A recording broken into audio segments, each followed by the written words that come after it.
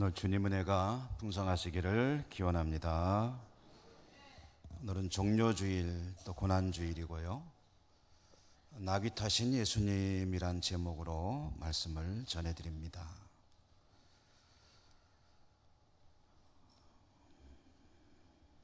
제 서가에 책들이 좀 많이 있는데요.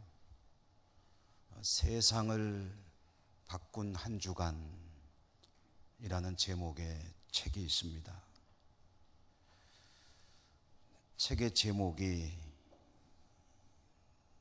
참 놀랍죠. 세상을 바꾼 한 주간, 한 주간 동안에 벌어진 일들이 세상을 바꿨다. 한 주간 동안에 무슨 일이 벌어졌기에 세상이 바뀌었느냐? 그 한 주간 동안에 벌어진 일의 시작이 바로 오늘 우리가 읽은 본문에 나오는 이 일입니다. 예수님께서 예루살렘 성에 들어가심으로 시작된 그 한 주간에 벌어진 일들이 예수님이 고난을 받으시고 십자가에 죽으시고 그리고 이어서 부활하시고 한 그 한 주간이 세상을 새로운 세상으로 바꾸었다. 예수님은 주로 팔레스타인 땅의 북부 지역인 갈릴리를 중심으로 사역을 하셨죠. 병자들을 고쳐주시고 또 하나님의 말씀을 가르치시고 또 천국 복음을 선포하셨습니다. 그렇게 약 3년 정도에 걸친 공생애, 그 공생애를 마칠 무렵 예수님의 연세로는 33세 그리고 절기로는 6월절이 되어 갈 때 예수님은 예루살렘 성으로 가셨습니다. 그리고 그 예루살렘 성으로 입성하는 장면이 오늘 본문의 말씀입니다. 예수님께서 예루살렘으로 올라오신 것은 곧 예수님께서 죽으실 때가 되었기 때문입니다.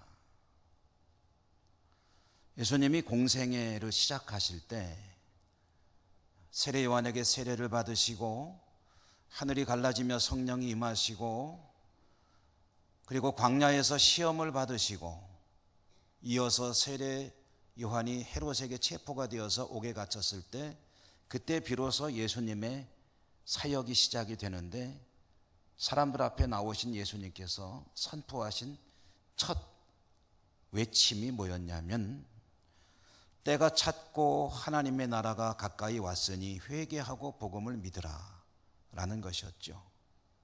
그 시작이 때가 찼다. 이 말은 때가 되었다. 예수님께서 사람들 앞에 나와 복음을 전하실 때가 되었던 그 3년의 시간을 끝내갈 때 이제는 어떤 때가 찼느냐 하면은 예수님이 십자가에 죽으실 때가 찼다. 마치 물 항아리에 물을 꽉 채우듯이 이제는 그 때가 되었다.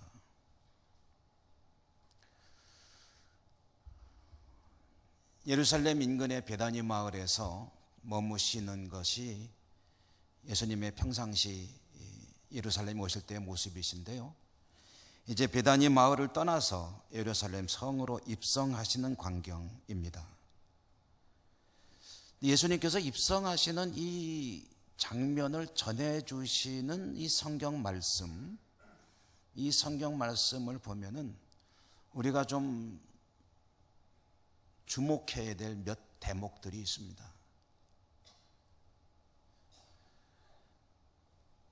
첫째는 예루살렘 성에 평상시와는 달리 상당히 많은 사람들이 있었다는 사실. 왜 그렇게 예수님 입성하실 때는 많은 사람들이 북적거리고 있었을까? 예루살렘 성에 그것은 명절이었기 때문입니다. 우리 예천에도 명절 때가 되면 귀향하시는 분들이 많이 있어서 지금 좀 많이 복잡해지잖아요. 유대인들의 명절 중에 유월절과 오순절 그리고 초막절 이 명절이 되면은 유대 땅 곳곳에 있었던 사람들이 이 성전이 있는 이 예루살렘으로 모여들기도 하지만 이 국내에 있는 사람들뿐 아니라 해외에 있는 사람들도 많이 찾아옵니다. 그래서 예루살렘 성내에 사람들이 많이 붐비게 되는데요.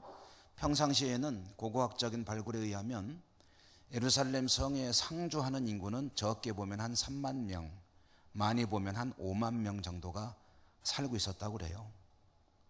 근데 6월절이니 오순절이니 하는 명절이 되면 인구가 얼마나 늘어나느냐 하면 약 적게는 한 20만 명, 많게는 30만 명까지 사람들이 붐비는데요. 이 예루살렘 성이 예수님 당시 성이 그렇게 큰 성이 아니거든요.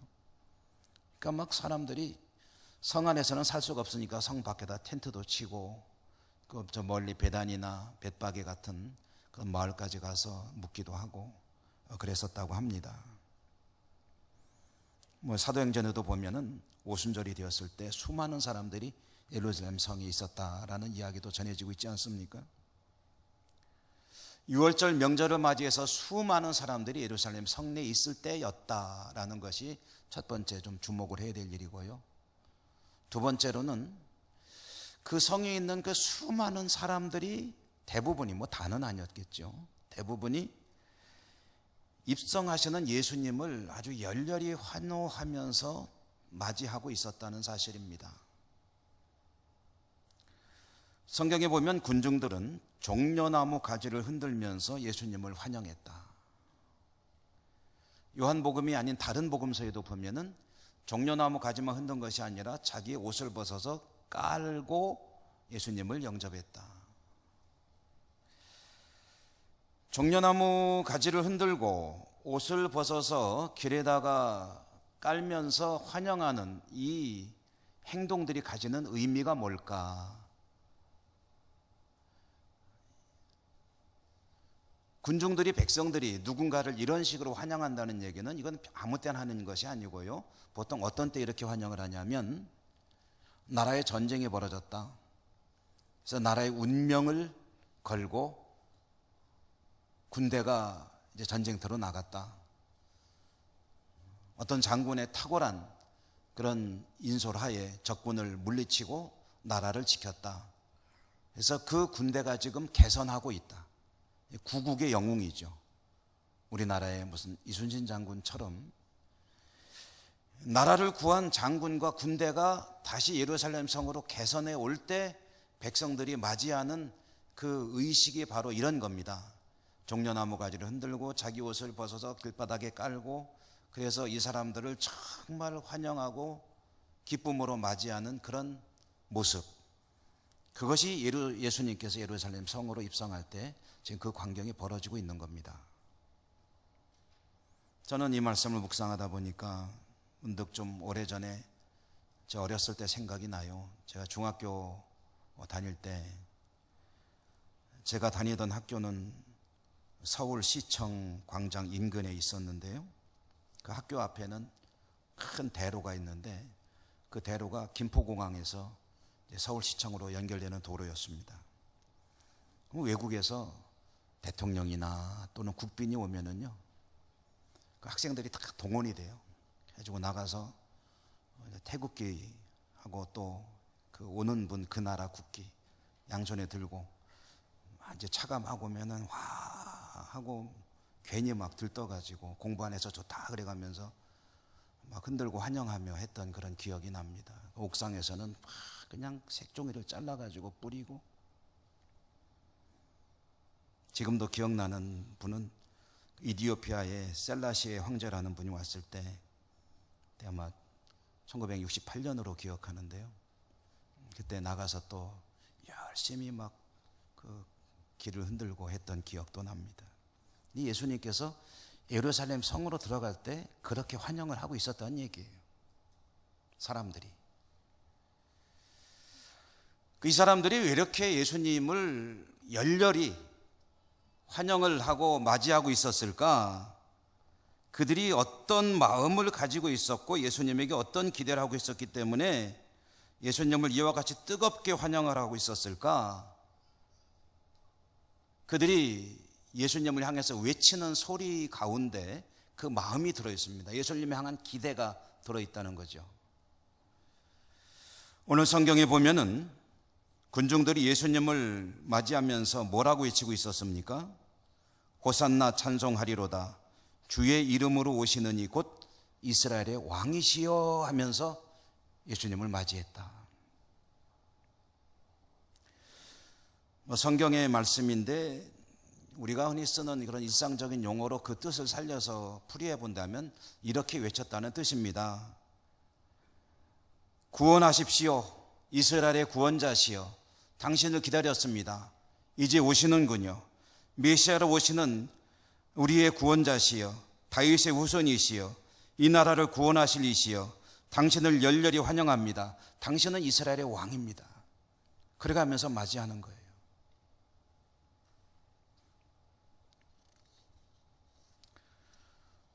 이 사람들의 열망이 당연합니다.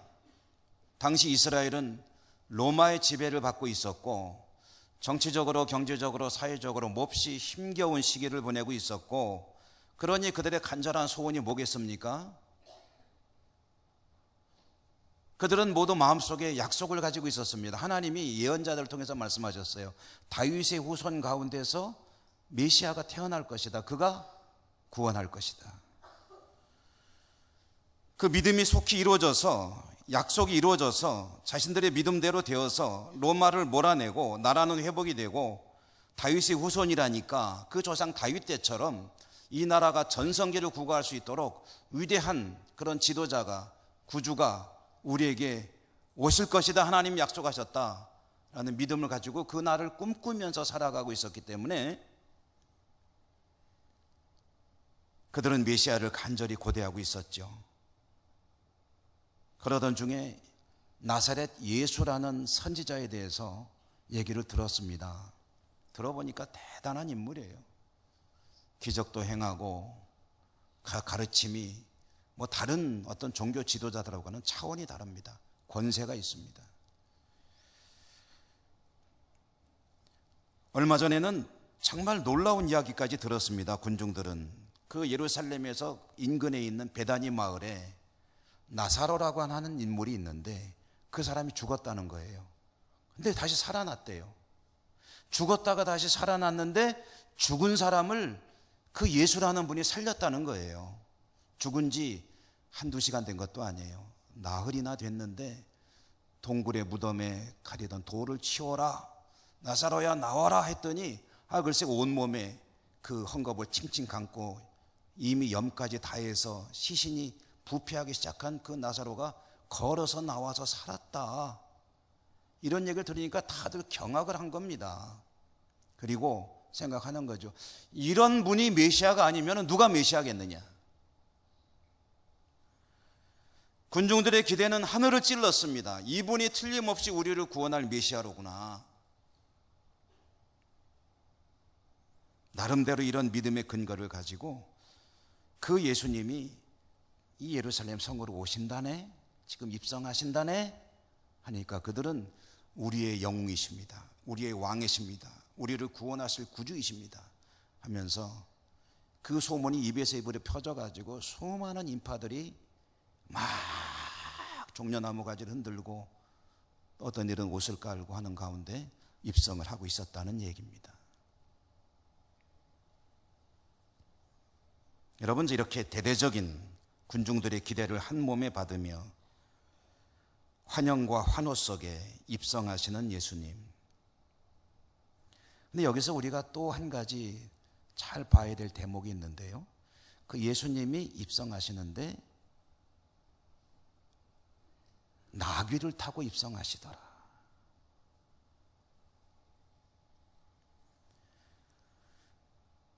나귀 새끼를 타셨다.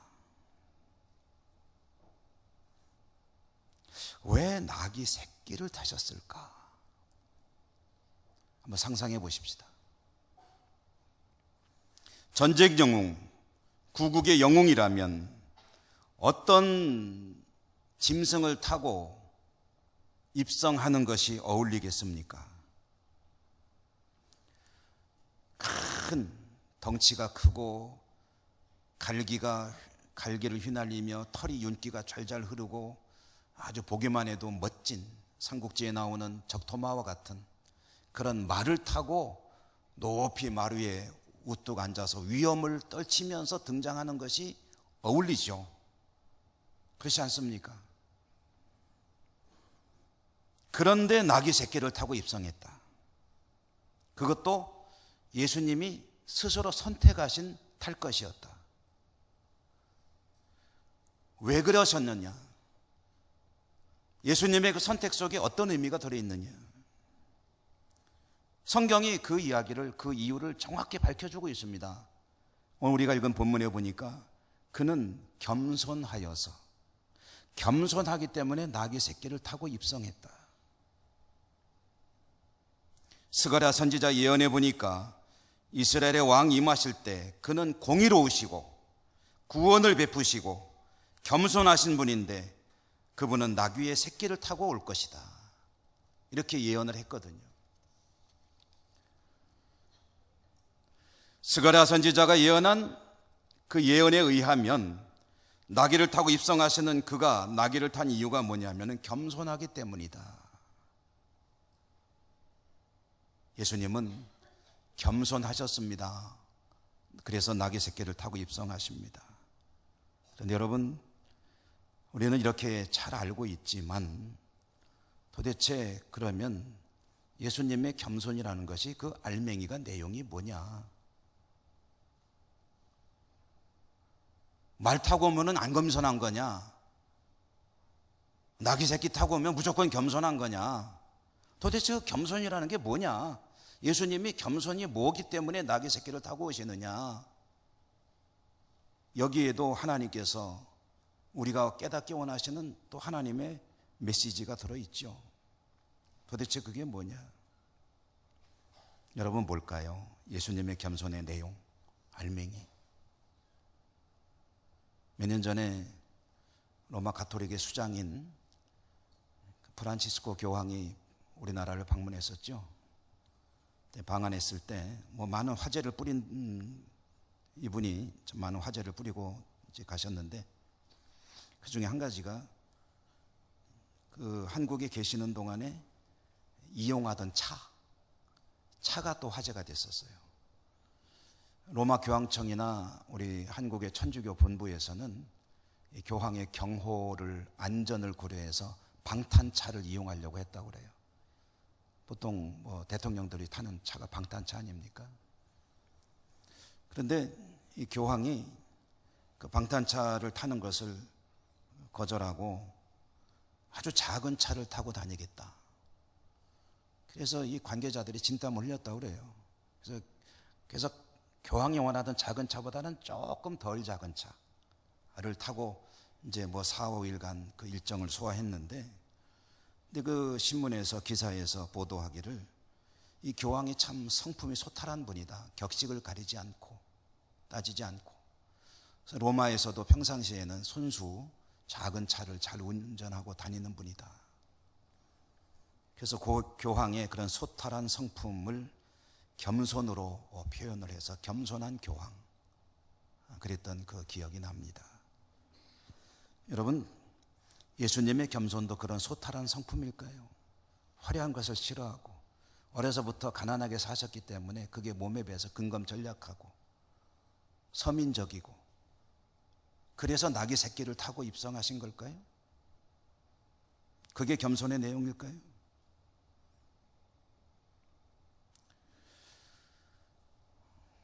겸손이라는 주제를 가지고 제가 말씀을 전해드릴 때가 몇 차례 있었습니다. 그때마다 저는 항상 겸손하면 생각나는 인물을 여러분에게 인용해서 말씀을 드렸었어요. 겸손이라는 저술로 세계적으로 아주 유명하고 또 영향을 많이 끼쳤던 남아공의 성자라고 불리는 앤드류 머레이 선교사. 앤드류 머레이 선교사가 겸손에 대해서 설명하기를 이렇게 했죠. 전능하신 하나님 앞에서 우리가 얼마나 무능한 존재인가를 깨닫는 것이 겸손이다. 하나님은 전능하시고 나는 무능한 존재라는 것, 하나님과 대비해서 내가 얼마나 참 죄송한 표현이지만 별 볼 일 없는 존재냐 하는 것을 깨닫는 게 그게 겸손이다. 저는 그래서 이 말을 이렇게 좀 또 바꿔서 표현해 보고 싶어요. 하나님이 어떤 분인지 똑바로 알고 자신이 어떤 존재인지 똑바로 아는 것이 겸손이다. 예수님이 그런 차원에서 겸손하신 것이었을까? 저는 우리가 예수님의 겸손의 의미를 이해하는 한 가지 방법으로는 예수님 당시 그 상황 속으로 들어가 보는 것이 참 중요하다는 생각이에요. 예수님이 예루살렘 성으로 입성하시던 그 당시 예루살렘의 광경, 그 시기, 그 상황 속으로 우리가 잠깐 한번 가보도록 하십시다. 예루살렘 성에는 문이 많이 있습니다. 그 중에 예수님이 입성하신 문은 어떤 문일까요? 여러분 별로 그렇게까지 관심을 두지 않았기 때문에 대답하기가 쉽지가 않으시겠죠. 예루살렘 성에는 여러 문들이 있는데 우리 옛날에 한양성에도 동대문, 서대문, 남대문, 북대문, 동서문, 서소문 이런 식으로 많이 있었잖아요. 예수님이 예루살렘 성으로 입성하신 분은 우리식으로 말하면 동대문입니다. 동쪽에 있는 문, 큰 문. 그래서 그 문을 금문, 금문 보호할 때 그 금문, 그래서 영어로는 골든 게이트라고 하는 그 문이 있었는데요. 그 문으로 입성을 하셨어요. 동쪽에 있는 문입니다. 그런데 예수님은 동쪽으로 이렇게 입성을 하셨는데 그때 예수님 입성하신 동쪽 문과 반대쪽에 있는 문은 뭐겠습니까? 서쪽 문이고요. 그래서 서대문이라고 생각하십시다. 서대문으로 들어오던 또 다른 행렬이 있었다는 거예요. 예수님의 행렬은 동쪽으로 입성을 합니다. 물론 동시에 입성한 건 아니에요. 그렇지만 그 시기에 앞서거니 뒤서거니 하면서 예수님과 함께 예루살렘 성으로 들어오는 무리가 있었는데 그들은 서쪽으로 들어왔다는 거예요. 왜 서쪽에서 왔느냐? 지중해 쪽에서 올라왔기 때문이에요. 누구냐? 로마 군대였습니다. 6월절이 되면 수많은 유대인들이 예루살렘 성으로 모여듭니다. 그러면 로마 총독 입장에서 가장 예민해지는 것은 예루살렘 성의 치안 문제입니다. 모인 유대인들이 소동을 벌이거나 반란을 기획하면 안 되기 때문에 보통 때에는 가이사랴라고 하는 지중해변 도시에 로마군 부대가 주둔을 하고 있는데 명절이 되면 그 부대가 예루살렘 성으로 올라오는 거예요. 일단 유사시에 대비하기 위해서. 맨 앞에서는 총독이 앞장서서 말을 타고 행렬을 인솔하죠. 군대는 기병대를 필두로 해서 보병들까지 모두 다 전투복장을 갖추고 칼 들고 창 들고 그리고 갑옷을 입고 번쩍번쩍 척척척척 소리 내면서 수백 명의 군대가 예루살렘 성으로 들어오는 겁니다. 여러분 한번 상상해 보시죠. 예루살렘 성 동쪽에서는 세상을 구원할 구주 메시아께서 나귀 새끼를 타고 들어오십니다. 백성들은 그를 열렬히 환영하고 있습니다. 서쪽 문을 통해서는 이 나라를 지배하고 있는 막강한 로마 군대 병사들이 총독을 필두로 해서 입성을 하는 거예요. 여러분 만약에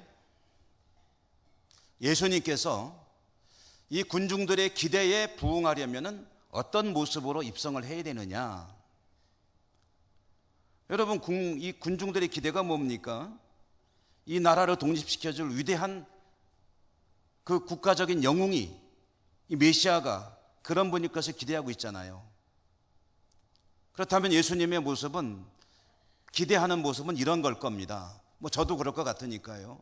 우선 위풍당당하고 그리고 아주 좋은 말을 타고 또 뒤에 거느리고 오는 사람들은 용사들 로마 군대처럼 다 정식으로 장비를 갖추지는 않았을지 몰라도 일당백의 모습으로 용맹스러워 보이는 용사들을 쫙 거느리고 아주 위풍당당하게 그 동쪽 문으로 들어와야 서쪽으로 돌아가는 로마 군대하고 뭔가 균형이 맞잖아요. 그래야 한판 해볼 수 있는 그런 뭔가가 있어 보이잖아요. 이스라엘 백성들의 입장에서는 예수님이 그런 모습으로 입장했다면 더 환호했을 거예요.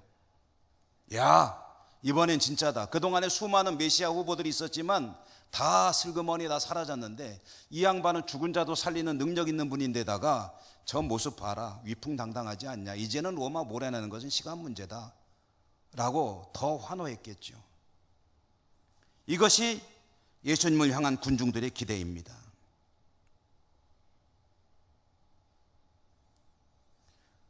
그런데 현실은 어떠냐? 예수님은 초라하게 나귀 새끼를 타고 입성하고 있다는 거예요. 군중들의 기대와는 너무나도 다른 모습. 그래도 어쨌든 손을 들어 환영은 하지만 사실 속으로는 실망하는 이들도 있었을 거예요. 예수님이 군중들의 그 열망을, 기대를 몰랐을까요? 생각을 못했을까요? 왜 그랬을까요? 그 이유는 한 가지밖에 생각할 수가 없습니다. 한 가지밖에 없어요. 예수님이 무엇에 집중하고 있느냐? 예수님이 무엇에 계속해서 생각을 갖다가 고정시키고 있느냐? 중요한 것은 사람들의 기대와 열망이 아닙니다. 사람들의 인기가 아닙니다. 그들의 요구와 현실적인 필요가 중요한 게 아닙니다. 그것들을 감안해야 될 때도 있습니다만 지금은 아니에요. 예수님은 그들의 기대와 인기와 열망, 그들의 요구, 현실적인 필요성을 바라보는 대신 무엇에 집중했느냐 하면은 하나님의 목적, 하나님이 일하시는 방식에 집중을 하신 겁니다.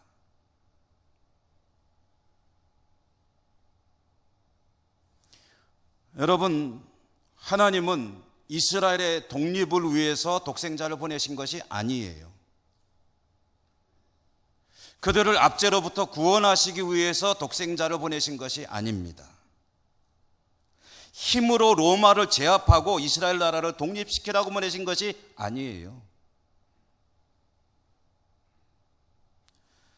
이스라엘이 독립하는 것보다 훨씬 더 큰 가치, 훨씬 더 큰 세계, 훨씬 더 큰 목적을 바라보면서 예수님을 보내신 거예요. 그것은 인류를 비롯한 이 피조의 세계가 구원받는 그 놀라운 역사를 이루기 위해서 보내신 거예요. 세상을 구원하시려고 독생자를 보내셨습니다. 힘으로 로마를 제압한다는 것, 여러분, 그래가지고 세상이 변합니까? 이스라엘 백성들의 삶은 조금 나아지겠죠. 그렇지만 근본적으로 변하는 게 뭐가 있습니까? 죄의 문제가 해결이 됩니까? 이스라엘이 독립하면 죄로 인해 멸망당할 인류가, 이 세상이, 피조의 세계가 구원을 받습니까? 아무런 일도 일어나지 않습니다. 그것과 관련해서는 다만 통치자만 바뀔 뿐입니다. 여러분, 주님이 이 땅에 오셔서 이루어야 될 가장 중요한, 주목하고 계신 것, 중요한 일, 핵심은 뭐냐면 세상이 잃어버린 하나님을 다시 찾는 겁니다. 자기들이 알지 못하고 있는 하나님을 다시 아는 거예요. 믿지 않고 있는 하나님을 믿는 것입니다. 지금은 소외되어 있는 하나님의 나라로 다시 들어가는 거예요. 지금은 하나님과 관계없이 살아가고 있지만 그 하나님과 하나님 나라에서 더불어 함께 살아가는 것이, 그것이 예수님께서 이 땅에 오신 근본적인 목적입니다. 그리고 그것은 힘으로 로마를 제압해서 얻는 것이 아니라 예수 그리스도가 십자가에 죽으심만으로 가능한 일이에요.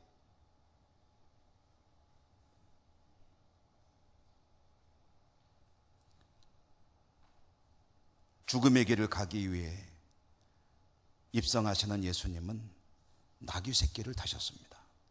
왜요? 그것이 하나님이 예정한 길이기 때문입니다. 예수님은 자신의 공생의 모든 일정과 아주 소소한 디테일까지도 하나님의 말씀에 맞추려고 최선을 다하셨습니다. 예언자들의 예언, 율법의 본래 정신을 철저히 지키는 것, 그것이 예수님의 공생의 가장 중요한 핵심이었어요. 예루살렘 입성은 무엇입니까? 여러분, 세상을 구원하는 예수 그리스도의 구원의 역사 중에 첫 발걸음을 떼는 날입니다. 세상을 바꾸는 일주일, 그 첫 발걸음을 떼는 첫날 입성하는 그 모습 가운데서도 예수님이 가장 주목하고 가장 힘들여 지키려고 했던 것은 예언자의 예언입니다. 사람들의 기대가 아니에요. 사람들이 바라는 게 아니에요. 인기가 아닙니다. 환호가 아닙니다. 하나님이 이것은 어떻게 하라고 하셨나? 예루살렘 성에 들어갈 때는 내가 어떻게 들어가는 것이 하나님께서 원하시는 것일까? 그 중심은 말이 아니라 나귀였습니다. 말이 아니라 나귀를 타는 거예요. 힘으로가 아니라 하나님 말씀에 철저하게 순종하는 것이었습니다. 위력을 과시하는 것이 아니라 하나님께서 원하시는 것이 무엇인지를 알고 그 말씀에 자신을 철저하게 맞춰 나가는 것으로 예수님의 일주간, 순환주간은 시작이 되고 있는 겁니다. 주님의 겸손이 무엇이냐? 이게 겸손의 내용이에요. 하나님께 집중하고 하나님 말씀에 철저하게 순종하며 나가는 것, 그것이 예수님의 겸손입니다. 그리고 주님께서 그렇게 하나님 뜻에 자신을 굴복시키고 순종하는 겸손으로 나갈 때 얼마나 유혹이 많습니까? 사람들 앞에 좀 의시되고 싶은 마음, 뭔가 인정받고 싶은 마음, 그 사람들이 박수가채를 칠 때 그때 정말 그 환호 속에서 얻는 그런 기쁨,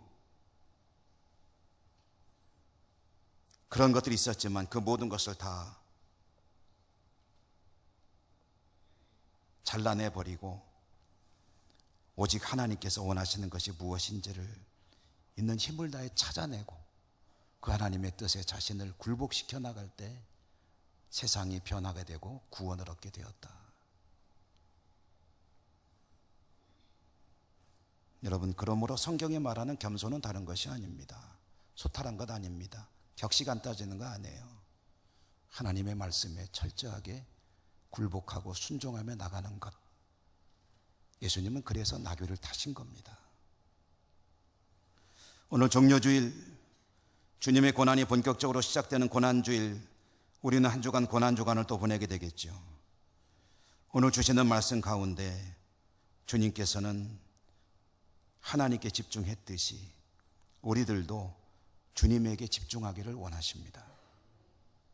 주님에게 집중하는 거예요. 주님의 겸손을 본받아서 우리도 겸손하기를 원하시는 거예요. 세상의 방식, 세상의 논리, 세상의 가치가 아니라 오직 주님께서 귀하게 여기셨던 그것을 따라갈 때 여러분, 나도 복된 삶을 살아갈 뿐 아니라 나를 통해서 세상의 구원의 역사도 계속 이루어져 갈 줄로 믿습니다. 여러분, 이 한 주간이 주님께 집중하는 복된 한 주간이 되시기를 주님 이름으로 축원합니다. 은혜로우신 하나님 감사합니다. 오늘도 말씀을 받았습니다. 말씀이 이루어지는 삶이 되게 하여 주옵소서. 예수님 이름으로 감사하고 기도드립니다. 아멘.